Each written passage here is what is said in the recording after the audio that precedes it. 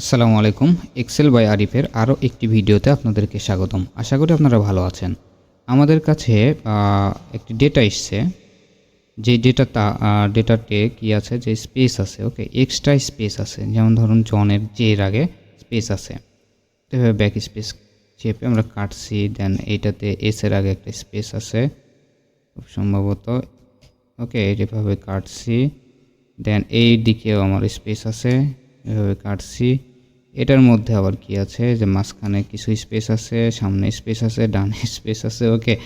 এইভাবে যদি আমাদের কাছে অনেক বড় ডেটা হয়ে থাকে, অনেক বড় যদি ডেটা থাকে এবং ওইটা যদি অর্গানাইজ আপনাকে করতে বলা হয়, কি অবস্থা হবে বুঝেন। তো এটা আমরা একটা শর্টকাট কি অথবা আমরা একটা ফর্মুলার মাধ্যমে খুব ইজিলি এটার সমাধান নিয়ে আসতে পারি। কিভাবে? বেশ কিছু না, ইকুয়াল টু, আপনি আগে ডেটাটা সিলেক্ট করেন, ওকে।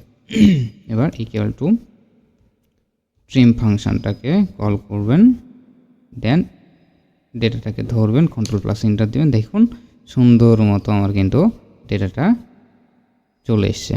আশা করি ভিডিওটি আপনাদের অনেক কাজে আসবে। তো ভিডিওটি ভালো লাগবে আমাদের চ্যানেলে সাবস্ক্রাইব করে দেবেন এবং ফেসবুক থেকে দেখলে লাইক করবেন, শেয়ার করবেন। Thank you so much. আসসালামু আলাইকুম।